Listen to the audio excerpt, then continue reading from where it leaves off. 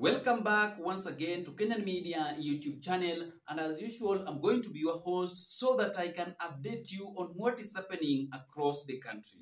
Now, my fellow Kenyans, you are not going to believe this. More bodies are being found, dead bodies are being found after nationwide protest. More than 10 bodies have been found at Mart supermarket that was looted yesterday.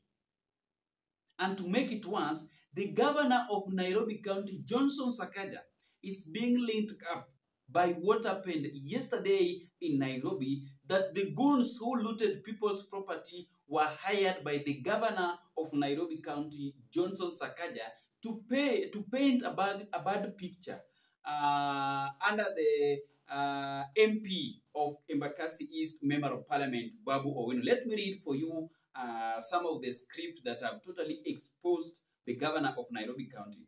About Quickmart, hidden identity, pale goons walikuwa wamelipwa na Sakaja wa loot as it had been previously planned. Actually, them leaking the story was to make Babu the victim and blame him for kutuma goons from his days back in campus.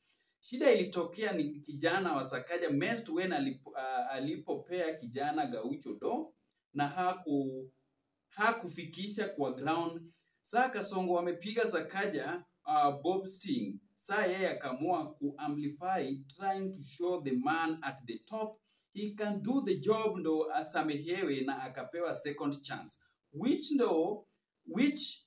ndio aliplan. Then Babu Owino, agenda na governor ilikuwa ni withdraw Babu security to label him as the goon influencer, but the story ikakunywa maji. Can't fake propaganda nowadays. That is what is happening.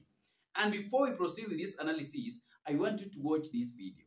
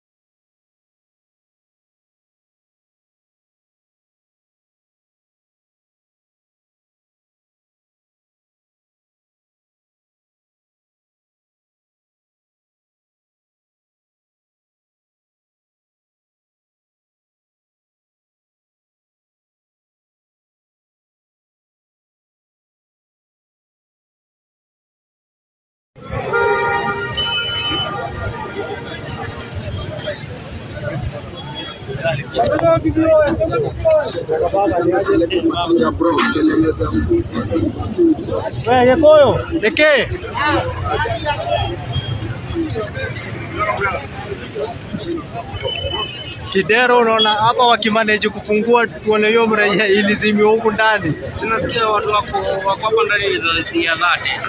Mimi nakwambia hapa ndani hakutakaa na amani. Watu wako ndani. Yesu wako pale. Yesu wako pale. Yesu wako pale. Naomba yangapi.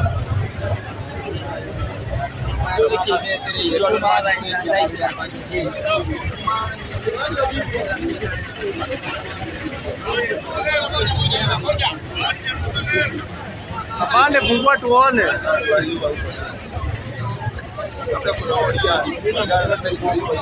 Fungua tuone watu wenye mluu huko ndani. Fungueni tuone. Whatever is happening here is very interesting because we're seeing a group of what we could refer to as gangs and goons using clubs, and they're beating someone right in front of police officers. Police officers are not doing anything. In fact, as you can see, they're driving away. Now, there have been questions about the identity of these people who have been identified as goons, and the questions are, who is arming them and why do they have such power to beat civilians right in front of police officers? So the question is, who are these men and why are they moving with so much command? As you can see, they're still beating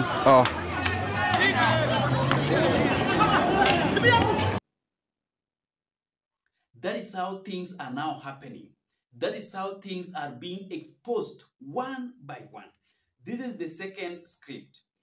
Sasa wale goons walienda kuiba, thought wako protected. In all, lakini extra joined na some police too, apparently cause some cops walikuwa gizani about the scheme, walishoot some of the goons kwa OTC na hawawezi. Walifichua cause their hoods back home, Zitago crazy. The street will burn. Consider what goons have been doing in City Hall just to retaliate Sakaja kuhepa na doo zao. Imagine wajue the same governor iliwahaya kutoka ground, ndo the same governor iliwaua ground. Zile vitu zilibiwa ziko central, and that is why they push all the youths out of the town before letting the goons in juu. Wanajua tutarecord shit. Anyway, ground kuna discord. Goons hawazikani, kuna wenye wanapiana na mapolisi pia. The street imewafanya wana panic. That's why jana kulikuwa na msako usiku, because some goons went off the plot grid. Hawakupeleka loot central, so patrol ilikuwa ya msako wa loot. Keep your identity hidden. This is a statement that have been scripted on the social media platform on X Twitter page.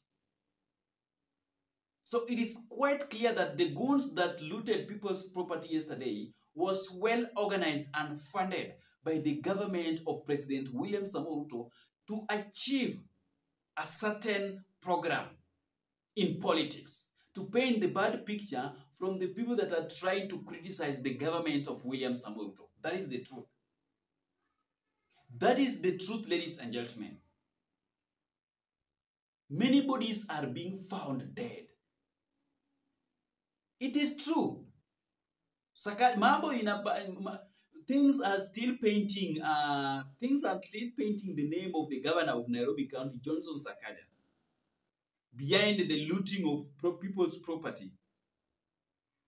That is something that should be identified, should be investigated properly, so that Kenyans can understand what is happening.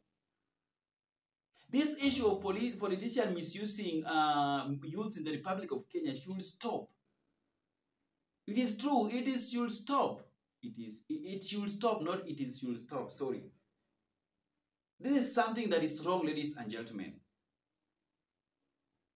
Things are still getting worse, and that is the reason why I'm posting them to you one by one, each and every day, the way they arrive on our podcast, to make sure that you are well updated. You are well updated, and nothing will pass you without us confirming to you what is happening across the country. Thank you so much, and let us meet in the next video that is going to be uploaded shortly within no time. Remember to subscribe, comment, and like for more updates. Tuonane, bye.